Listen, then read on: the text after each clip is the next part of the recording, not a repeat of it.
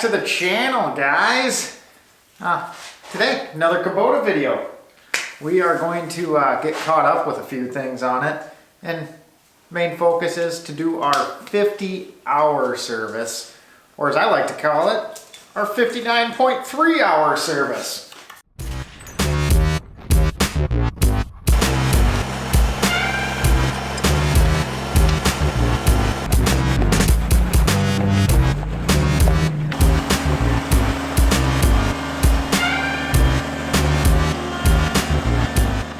So yeah, in addition to that, we are going to do a little catching up on what we've done with the Kubota lately. Kind of been lacking on the videos, but I got a little footage. We're going to do a quick synopsis of what we've been doing. Used my buddy's BX23s chipper. Got herself a little brush hog on sale at Blaine's Farm and Fleet, something or other.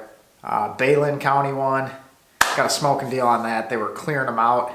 $4.99 for a 4-foot brush hog in Kubota orange. How can you beat that? In addition to that, we stuck some wheel spacers on the back. I mean, I'm sure you can, right there, I'm sure you can tell. Much wider. Did some Jeep 1.5-inch wheel spacers. But first, let's go on and get with our 50-hour service. I'm not going to get too in-depth. There's a ton out there. I'll give you a little overview of what we're doing, the important points like drain plug location, filter location, where to fill it. Other than that, I mean, if you got one of these and you're doing it yourself, you can probably change the oil without me making you sit for 20 minutes. So we'll do a quick one there, then get into the other stuff, and we'll get you on your way for the day. Quick little note, if you do like any of this stuff, hit the like button. I appreciate it. Subscribe. If not, if you want to tell me to get bent, do that too. I always enjoy people making fun of me in the comments. But, okay, on with the video. Thanks. All right, so here's what we got going on here. Picked it up from my local dealer, JP Sherman. Same place I bought the tractor. Guys are great to deal with. Got our cartridge oil filter. So, one of them. That right there is fancy, all wrapped up, sealed up for your protection. Got our cartridge oil filter, all fancy, wrapped up, sealed for your protection. This one's the oil, and this one is the transmission. So we will do those guys. I got a couple fuel filters, got a couple more. I don't think those are required on the 50-hour service, but realistically they're cheap. So they're like $8 a piece. Why not do them? Got some of the super UTD stuff there. We'll need, I think it's like 3 gallons or something if you do the whole thing. And we got some Rotella T6. All that, we're just gonna like throw it at there and make this happen. In addition to that, got myself a funnel, drain pan, got an empty Castrol E-Pod, if you ever watch one of those videos. That's a 20-quart little container there. We use those to transport the oil from home back to the shop. So, yeah. Like I said, I'm a little late on this guy. Couldn't find the time, and I was still using it. So we're at 59.3. Don't do that. Do it at 50. They want you to do it at 50. But key points here. Pop the hood there. Hope you know how to do that. Then right in here you got your dipper stick. This one is not hot. Hasn't been running for a little bit. Oil fill right there. That's the cap. We got the oil filter. We're gonna do this. Man, kind of hard to see. I'll grab a flashlight. Oil filter right down there. Below the alternator, right there. We're gonna do all this with the backhoe and the loader attached. I'm getting kind of lazy. Don't feel like pulling them off, even though it's easy. Then, right there, we'll get the flashlight again. We got Sasha helping me here licking. Is your drain plug. So you will need to do whatever size that is. Looks like a 14 or something. Drain her out. Then on the back side, we have drain plug right there, filter right there. It is right below the hydrostat cooling fan, which somehow I have not broken yet. We'll check the damage on that while we're down here. I do not have any Brotec or BX expanded armor under there, but you would have to pull that off. You have the mower deck on, you will have to pull that off. So there's that. That's our prep. And right there, backside, I'll give you a little reference. There's the seat, there's the backhoe. And that one right there is the hydrostat. That's gonna be the cap to fill. And the dipstick. It is just a little pull guy. It just pushes in, pulls out. Got an O-ring, got a little dipstick on there. So that's where you're gonna check the level, and that's where you're gonna fill it as well. And then the other one, the only other thing, what I'm kind of curious about is the screen. And this is a little harder to get a video of because I have the backhoe on, because I do. So right down there, left rear wheel is right there, and right where the flashlight's pointing. And see if we get it to focus. Right there. Right, get my finger right there, right below that silver bolt there is that. So there's gonna be a bolt and a little retainer. Well, that was swell. Managed to shut the camera off while doing this. Well, this is awkward.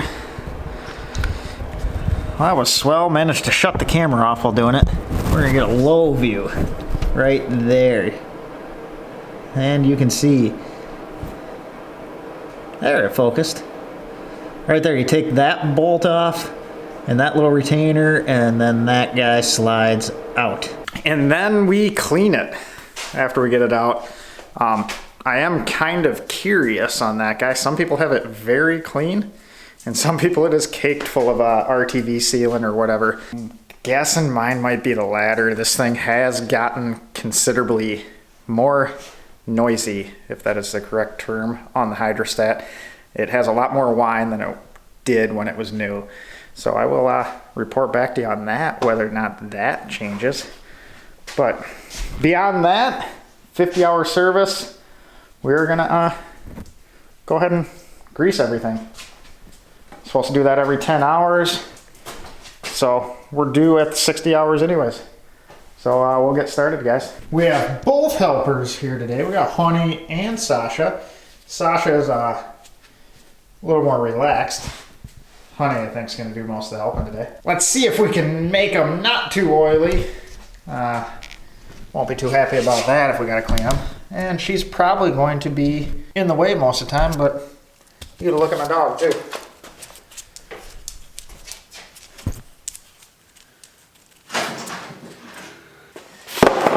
And it is a 14. So filter is loose. Heard a lot of people complaining about how tight they were, and a little tighter than it needs to be, but nothing crazy.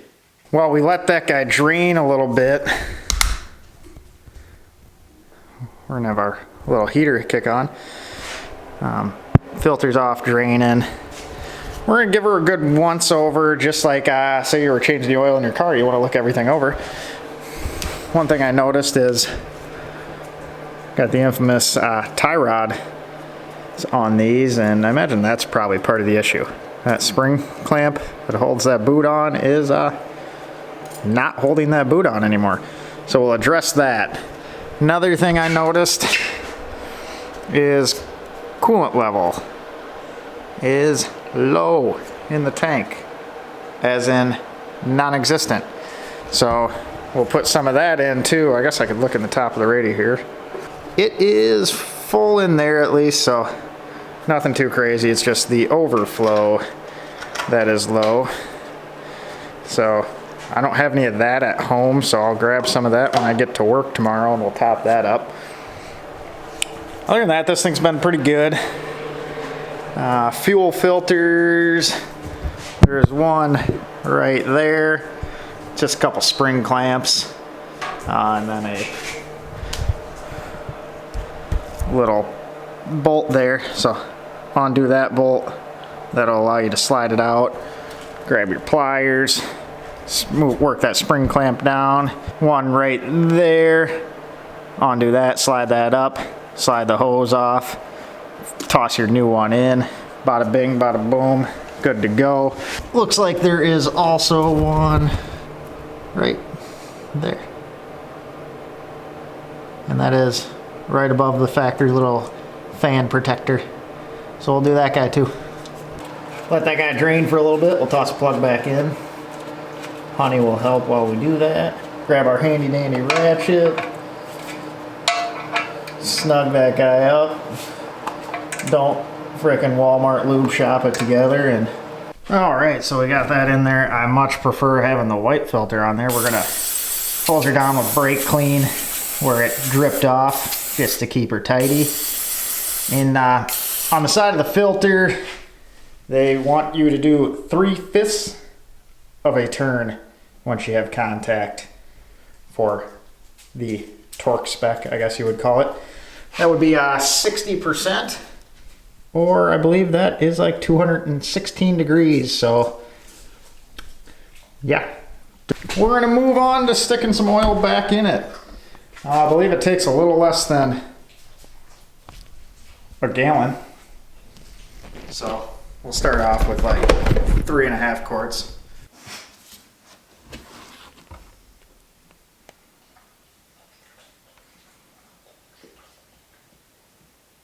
Alright, so it shows just a touch over without filling the filter up yet, so that may be pretty close. That was 3.5 quarts to start off with. Would you look at that? We'll just add a splash. So a little over 3.5 quarts is what this guy took. Alright, before we get started on the transmission, we're going to see how big a mess I can make. I only have the one pan at home, so we're going to have to empty this guy out before we move along. Yep. That's gone bad. Alright. I thought I could possibly do that without the funnel, but we have proven that is incorrect. Let me grab the funnel. Take two. Ooh, much better. Like I should have did that the first time or something. Alright, so I went ahead and took the wheel off since I have the 23S and have the backhoe. I used the stabilizers to lift it up. So being it's super simple to get the wheel off, I'd rather do it that way. It is not necessary to pull the wheel off. You just have to lay on the ground and finagle behind it. It's right there. And before we go, with that being said, if you do have the backhoe and you're going to use the hydraulics to lift it up, do not trust just the hydraulics with your life. As poor as I typically am with safety, we're going to stick the wheel under on this side, otherwise stick a jack stand under the frame. And I'm not going to be under it anyways, but just that's Joe's safety note for the video.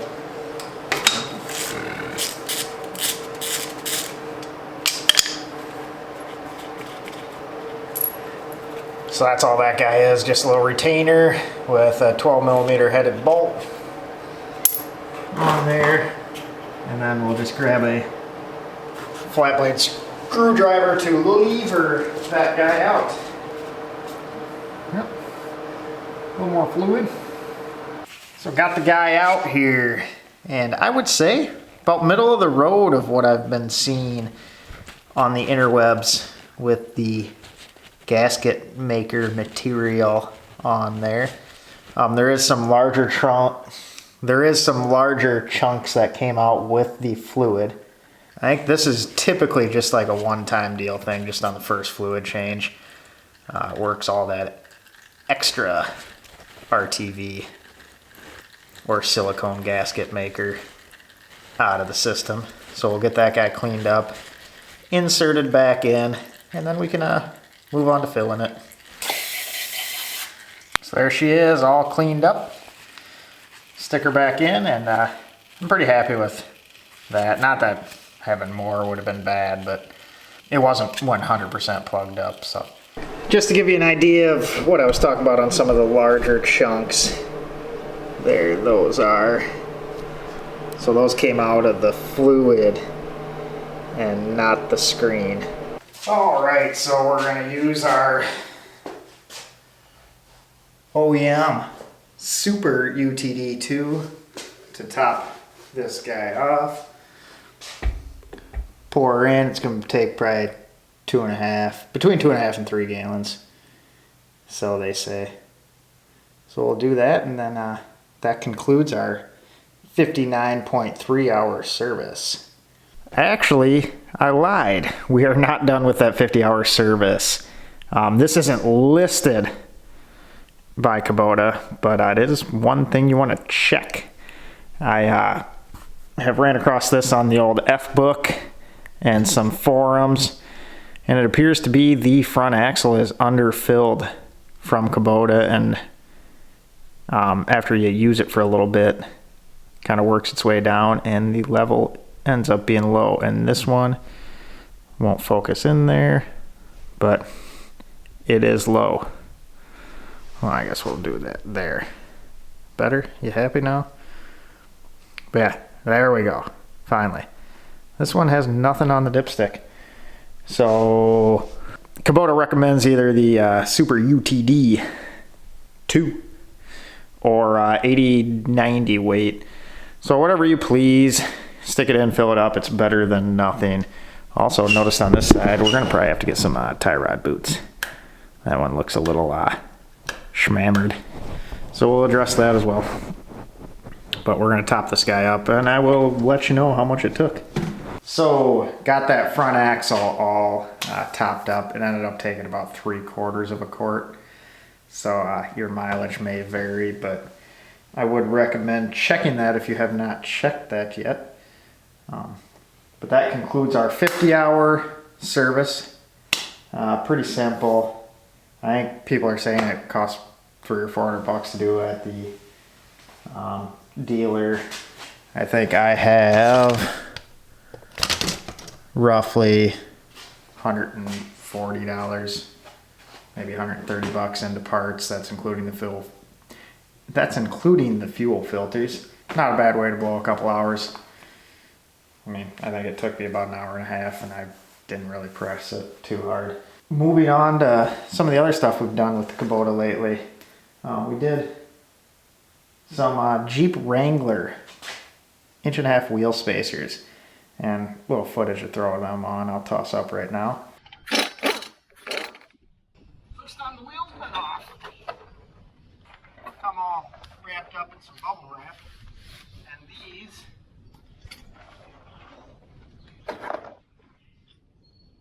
have their own lug nuts. So we will use the factory ones in those holes, and then these will be the guys we bolt the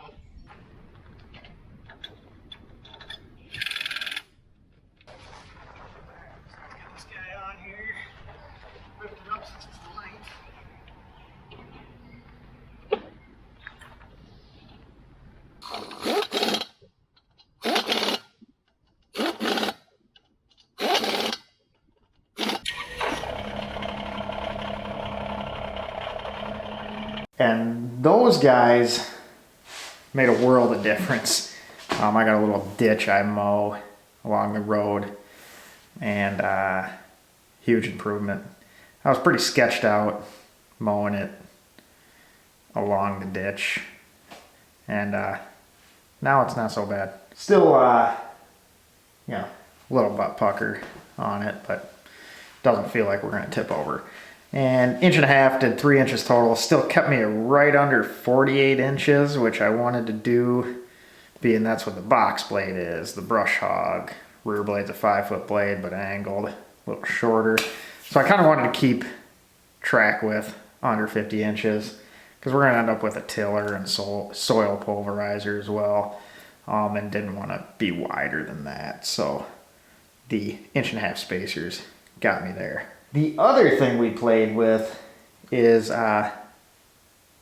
My buddy bought a BX22s 4-inch wood chipper from Titan Industries or Titan Attachments, the Chinese one, whatever one, the Chinese one, palletforks.com, I believe. He got a smoking deal on it, and that thing's a freaking blast. So we'll toss a little footage up of that messing around too. That was chewing up. I mean, it would shut the tractor off. It would eat up so much wood. I think we were pushing 4 inches on some hardwoods, and it chopped it up all day long. I'm super impressed with that guy. Might have to get one myself. Kind of looking at the Woodland Mills though, with the hydraulic feed. Not sure, quite a bit more money, but who doesn't like fancy accessories on your tractor attachments?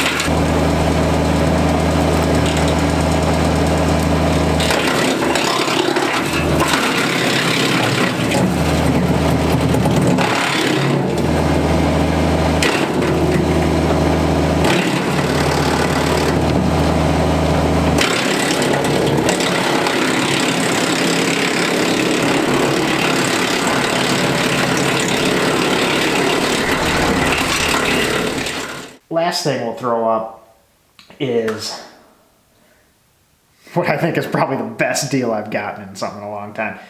Blaine's Farm and Fleet. This would have been months and months ago. Blaine's Farm and Fleet switched over from Balin attachments to Countryline or something like that. I don't know what one they moved to, or maybe King Cutter. Either way, they moved to, I think it was King Cutter. But they had a bunch of Balin stuff. I wish I would have caught on earlier because most of it was cleared out, but they sold everything for half price.